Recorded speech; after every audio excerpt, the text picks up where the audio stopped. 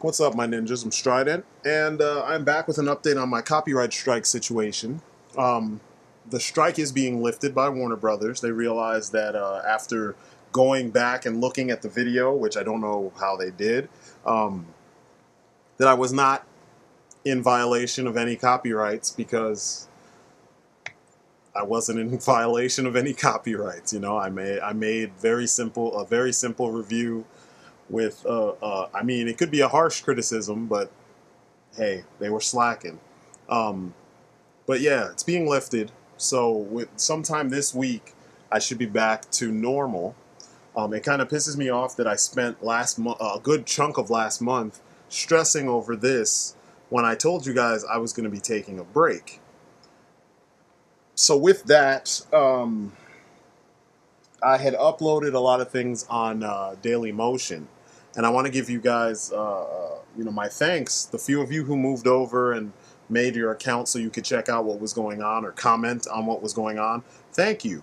I really appreciate that. I'm in the process of getting back to you guys on Daily Motion. I had actually uploaded stuff on 3 different places. It was Daily Motion, Vimeo, and Veo. I will not be uploading anything ever again on Veo because they said if you put a URL in the description, they will delete your video because they think that you're trying to sell something. So even after I spoke to, the copyright people or admins at Veo, and I was like, that's just another place for people to connect with me. You know, if they want to know more about what I'm talking about or whatever, they still said, yeah, it's still in violation. So I'm like, okay, peace. I'm not going to use your lame ass page anyway. Um, and it's strange because there's people who put up entire movies and entire series, like TV series, and they're not cracking down on that. But if you put a URL in your description and it's not, like, you can tell the difference between the spammy ones and the ones that are legit. Because I had like my Facebook page and my freaking website, and which was made with Wix, so you could see it in the freaking URL, and they still had issues with it. So yeah, no more Veo. Screw that site.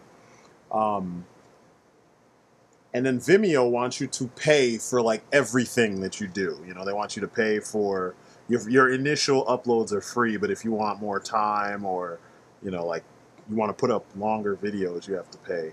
And I'm like, seriously, we use these sites to showcase our stuff because we don't have money to just create a website and upkeep the website, and it's easier to just put it up on a free site. Now you're going to do all this, like, forget that. So anyway, I'm not going to be using either of them anymore. I will be uploading things on Daily Motion though. So like, I think that the G.I. Joe shorts might find their way onto Daily Motion. They seem reasonable, and I really dig the player. The player is like huge and like very clear. You know what I mean? I love that. The HD is nice on there, and just the setup is nice. You know what I mean? It looks really cinematic. you know, that widescreen player. It's beautiful. But yeah, I will put some stuff on there. I want to thank you guys for, like I said, jumping on and checking out what I uploaded there, because I did upload 2 new videos up there. I will probably in the coming week or so, or after Space, which is this weekend, the 18th and the 19th at the Northland Performing Arts Center. And that's here in Columbus, Ohio. After that, I'll probably upload some more videos, probably stuff about SDCC and all the reveals, which I want to briefly kind of go over here. I can't go over 15 minutes, so I'm going to try and be quick. But I'm going to upload some new stuff. I will upload the same 2 videos that I uploaded on Daily Motion. I will upload those to YouTube.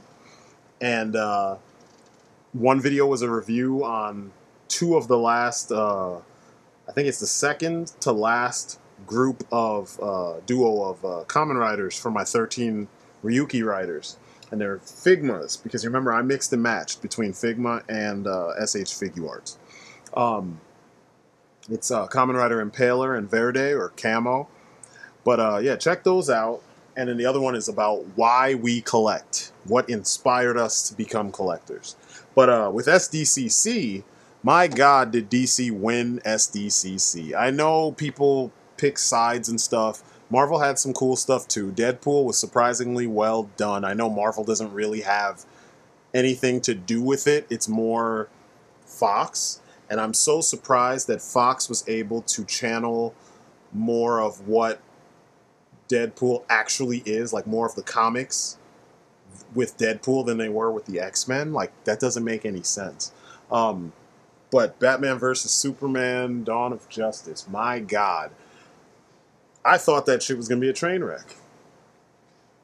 I really did. And it's still possible that it could be, but I really thought it was going to be a train wreck. And they really brought their A game. Suicide Squad actually still, it looks good. I mean, I didn't see anything that sucked about Suicide Squad. I'm not really one of those people who roots for the villain because, you know, if you live in the world where the villain wins, then you're fucked. So why would you root for the villain? But I like what I see. The trailer looks really good. Joker looks, you know, creepy. I know we all hate the design, but he looks genuinely creepy. The Dawn of Justice figures. The promo images looked like shit. I mean, they look like burnt shit.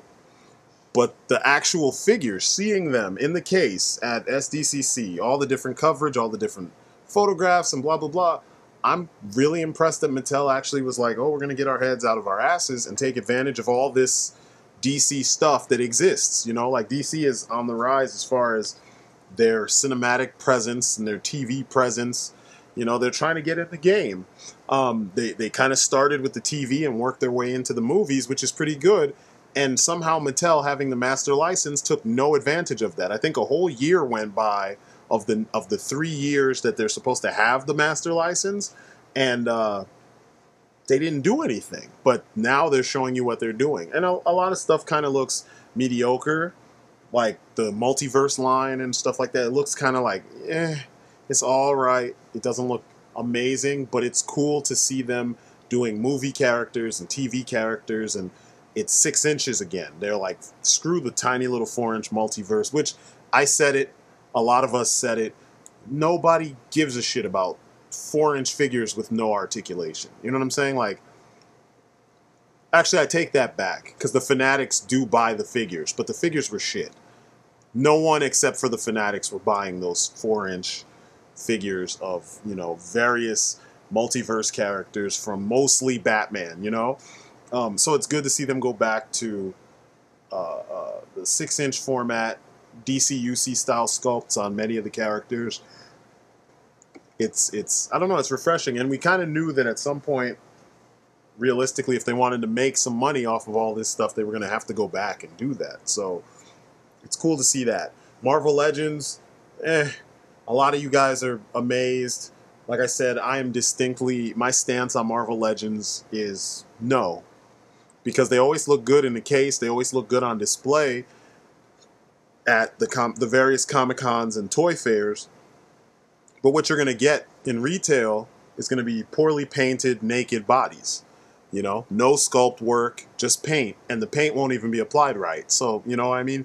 Pass. Movie figures, though, the Ant-Man stuff that's out, the movie Ant-Man, is probably one of your best bets for Marvel Legends. I haven't picked mine up yet, but as you'll see with the majority of the reviews, all the rest of the figures, they have varying degrees of kind of meh paint work, but the Ant-Man himself actually has really good sculpt work and decent paint work, so look for that. But yeah, I'm gonna be freaking making a video where I go into depth about, seriously in depth, about Batman v Superman Dawn of Justice, because that trailer really,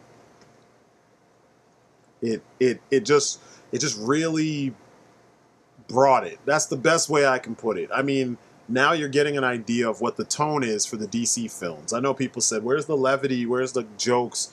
If this shit was really happening and you were seeing it through the lives of the people that are living this kind of a life, there wouldn't be much room for levity and jokes and shit like that, because people die and they're dead. It's done. There's no Deus Ex Machina to bring people back yet.